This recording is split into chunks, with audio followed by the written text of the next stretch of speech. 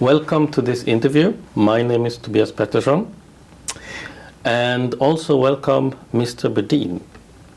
Mr. David Bedin, you are the Bureau Chief of the Center for Near East Policy Research. Can you tell us about your work? I'm actually the Bureau Chief of the Israel Resource News Agency and the Director of the Center for Near East Policy Research. Okay.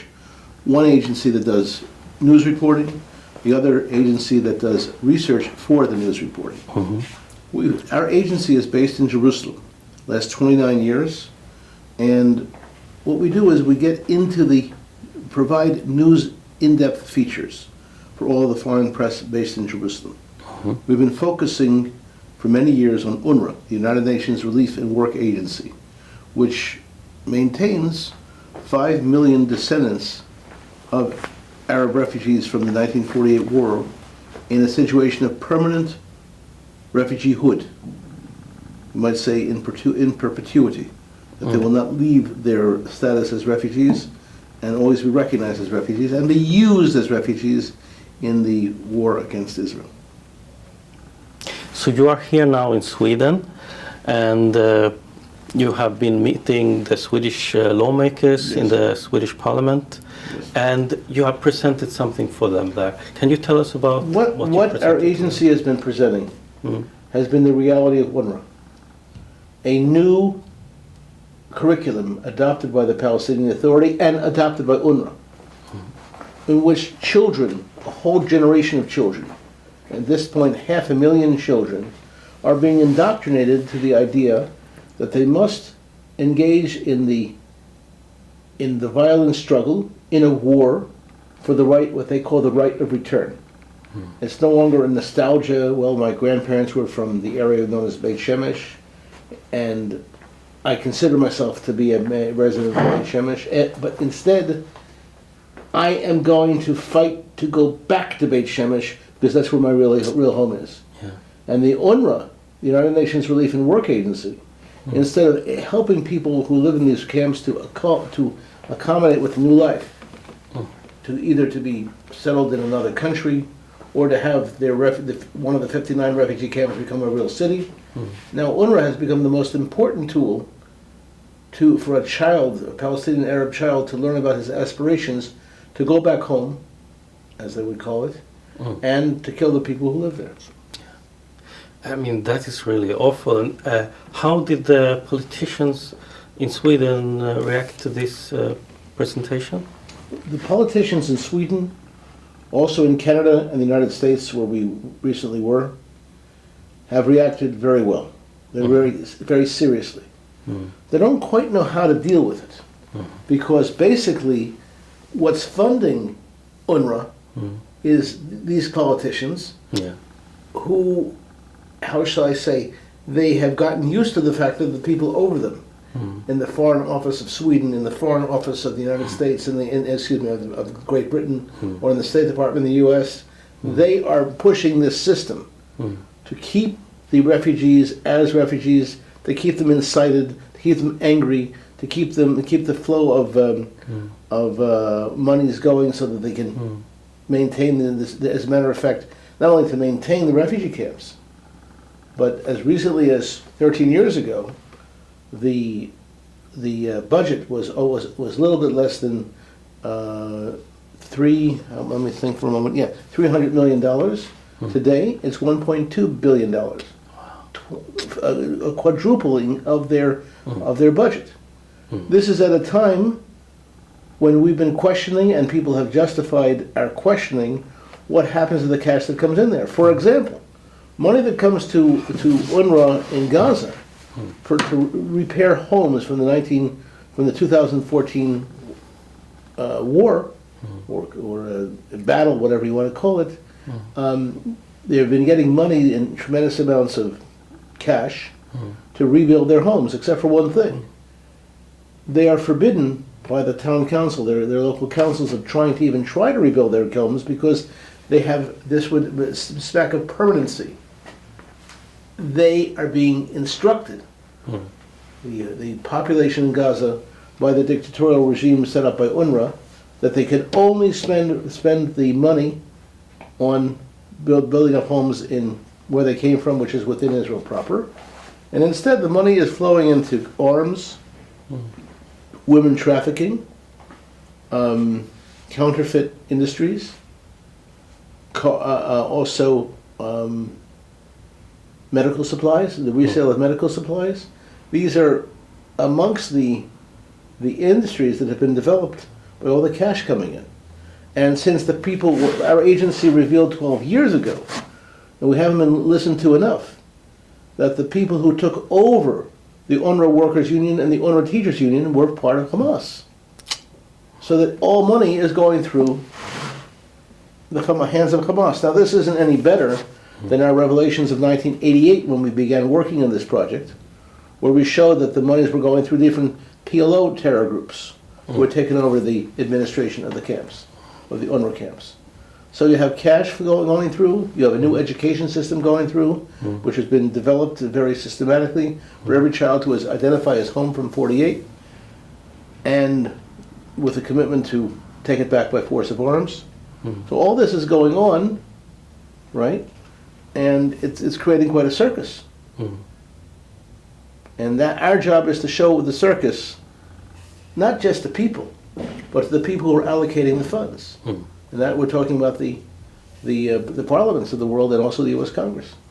I just read that you have found 240 books which has this message of violence in it. Can you tell us more about Certainly. what is in You these look at books? our website, IsraelBehindTheNews.com, and we show the books. As a matter of fact, the entire complement of books will be on there very soon. Only 14 months ago, in the summer of 2015, senior officials of the U.S. State Department told our agency that they'd gone through the new Palestinian Authority school books. They're fine now, and they are books of peace. So we went back to the warehouse of the PLO. We got the school books, which are the school books used in the UNRWA camps. We commissioned a translation. We have both the Palestinian and Israeli translators, and found out these are books of war. That, number one, delegitimization of Israel, demonization of Jews, and stating over and over and over that the purpose of the life at this point of a Palestinian child is to work towards the right of return by means of the armed struggle. And that's the theme that goes. There is no option for a peaceful resolution of the war. And how transparent is really UNRWA itself? Transparency and UNRWA do not get along. Only as we're being interviewed, I received the message. I have what many people have in journalism, a Google alert on the word UNRWA. So every time something's happening, we see what's going on. And over the last few days, several $100 million in cash was allocated to families in Gaza whose homes were damaged in the 2014 confrontation with the Israeli army. Except for one thing. The people who are getting the money have made it very clear that they have no intention of repairing their homes because they see their permanent homes as where? The places that their grandparents left during the 48 war. And that's Ashkelon, Ashdod, Beersheba. They were basically Arab cities. So that is the basis of the corruption. Several hundred families today, as we're speaking, receiving cash payments to repair their homes, but refusing to pay to repair their homes. So there's a lot of cash flowing in Gaza. So these textbooks, they are not produced by UNRWA itself. It's from the Palestinian Authority. The Palestinian Authority produces the books with money that it gets from European countries, and then it provides the books for the schools. And those schools are the same schools supplying radical Islamic groups around the world who hear that the Palestinian Authority is getting new books for free. So let's use them for our classes. Do you know if UNRWA is aware of these things? UNRWA spokesperson reads every report that we put out, and they deny that the report exists. They actually say that, well, maybe these UNRWA people who are speaking with you and these UNRWA researchers that are providing you with top-flight information, maybe they're working for you, maybe you've given them all kinds of money. maybe the pictures of the UNRWA camps that we show in the schools, maybe they're in your backyard. And so it's just a total denial, not wanting to deal with it. The good news is that we've had, our office has facilitated meetings at the Israeli Knesset Parliament over the last 4 years with representatives of at least 40 countries that give money to UNRWA. And they all express one thing, their skepticism of whether the money is going to where it's supposed to go to. So they're encouraging us, our agency, with our translators, to go to, and our analysts, to go to all of the major countries that allocate funds to UNRWA. Yeah. To say, hey, how about, conditioning those allocations on, well, I call it peace education now. Yeah. And if there's peace education, that's what they should be focusing on. Yeah. And Sweden is the 6th biggest donor, That's I correct. think. If we remove EU, it's even the 5th. So That's right, it would be. The 6th largest contributor yeah.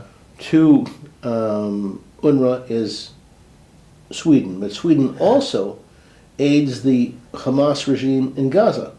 In what way? Well, in cash payments for humanitarian services. Mm-hmm. However, being in touch with social work professionals in Gaza, I keep hearing that money doesn't get to its purpose. Mm-hmm. We recently produced a film. We produced 2 films, Yeah. which we show that the children of Gaza are going through military training, and from UNRWA schools. Hamas is helping to provide that military training, and children knowing how to use live weapons at the age of 13, 14 years old. And this is enabled by that system. Yeah. I read, in the Hamas military wing, they often talk about UNRWA Yes. when their terrorist warriors have died, and they in their biography they always mention that and that soldier, he went to the UNRWA schools and he was taught that, Right. as it's a kind of status symbol also for them. Not only is it a status symbol, but the concept that you're going to an UNRWA school and you're coming out with the ability Yeah. to liberate the areas that your grandparents didn't succeed with in the 48 war or in the 67. It's amazing because so many decades we have been taught that UNRWA and the UN is something good, providing education for the students, and we never heard in Sweden so much about what really is taught in these schools. So it's really interesting what you are saying, and how has the media reacted to this? The mainstream media has reacted mostly by ignoring the issue, because it's the principle of cognitive dissonance. You don't want to see what you don't want to see. You don't want to hear what you don't want to hear. And the extent to which the mainstream media does not follow this up is totally ridiculous. Totally ridiculous. They should be following it up. It's a major story. Here it is. Where's the mainstream media? Well, this isn't what they were expecting. So, what is your message to the Swedish public? And My message to the Swedish public is very simple. Let my people know. Peace education now. Check to see if the monies that that the government through CEDA is giving is, number one, getting to its source. Number two, if it is getting to its source, ask for explanations about the schools, the UNRWA schools, financed by the Western nations, not by the UN, but by Western nations. Are you looking to see what's being taught in those schools? Are you asking to see the textbooks? Excuse me, the textbooks are excerpted on our website, and they're based on delegitimation of Israel, demonization of Jews, and preparation of a new generation for war. There's no reason why this should not go unchallenged. And what's amazing to us, excuse me, is that the American government maintained the position that there's no problem with the school books. How do I know? Because I met the top guy in the U.S. State Department who said so. Now that President Trump is coming into office, Yeah. he's not beholden to the Bush administration or to the Obama administration, two administrations that developed UNRWA without any checking of the education system. Now we have a new boy in town, a new politician in town. Let's see if he does that. And our agency has sent to Mr. Trump everything he needs to know about UNRWA education. And I hope that citizens of Sweden would start asking what is happening with the $45 million that is given to UNRWA each year over the past year. And it was actually listed for 2015, 2016 isn't in yet. What happened to that money? And if no one is having their homes repaired, then why is there home repair legislation? Yeah. And to what extent are you going to work against the fact that UNRWA was taken over by terror groups? And what does it say for the human rights of Palestinian Arabs that they're forced to stay in refugee camps under the premise and promise of the right of return when that return can't possibly happen? Can you find any tracks of that tolerance is also taught in these Palestinian schools? It's very interesting. The public relations people of UNRWA said that they were putting out a human rights curriculum, but they didn't give it to the U.S., Canada, certainly not to Israel, not to the U.K. So what we did is we went to Norway to get a copy because they had handed it over to Norway. So we gave the human rights curriculum to our translator to take a look at. He said, it's very interesting. It's how to be nice to one another, Palestinians being nice to one another in the schoolroom, in the schoolyard, in the street, but no mention of how you need to relate to the Jews in the land of Israel or to Israel itself. So it's kind of a selective human rights situation. And there's no question in my mind that Palestinian Arabs, their human rights are being neglected and actually trampled upon because they have this atmosphere of total right of return, military training for that purpose, when it's not something that's even possible to achieve. But they raise expectations, the UNRWA raises expectations which can't possibly be achieved. And that is wrong. How has the response been from the Arab Palestinian audience to your work? We're actually, I didn't know it until recently, but a lot of our articles and you can see them on our website, IsraelBehindTheNews.com, you'll see several hundred articles of what we've written, and to my surprise, many of our articles have been reprinted in the Palestinian Arab press and in the general press of the Arab world. The highest level of UNRWA, the spokespeople, they just think we're a pain to them. We're a bother, a gadfly. But the people who are giving the money, we're encouraging them to look at this as an opportunity to correct an injustice. And I'm not only talking to people who love Israel. I'm talking to people who genuinely want to be helpful to the Arabs. If that, and it is the case, that the money is not getting here for that purpose, that has to be challenged. Yeah. So where is your next stop?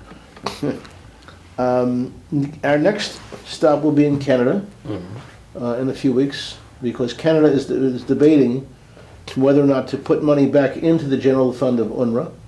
Canada, based on our report, which showed that the general fund of Canada was winding up in the hands of Hamas. As a result, Canada 10 years ago cut back. Now they're trying to reinstate it, and we've created a PowerPoint presentation on the Hamas-UNRWA connection. We're looking at the extremities of Palestinian Arab education, and especially in UNRWA camps, and we're going to be going to the Canadian Parliament to encourage the Canadian Parliament not to cut off not to renew the UNRWA, the aid to the UNRWA General Fund. Thank you, Mr. David Bedin, for Thank your you. time. It was a pleasure to have you here. Thank you. It's good to be here, and the expression we like to use is "let my people know." People do not know what's going on, and if we can fill a few of the gaps of information concerning the complex situation in the Middle East, we're very pleased with that. Thank you. Thank you. And thank you for watching.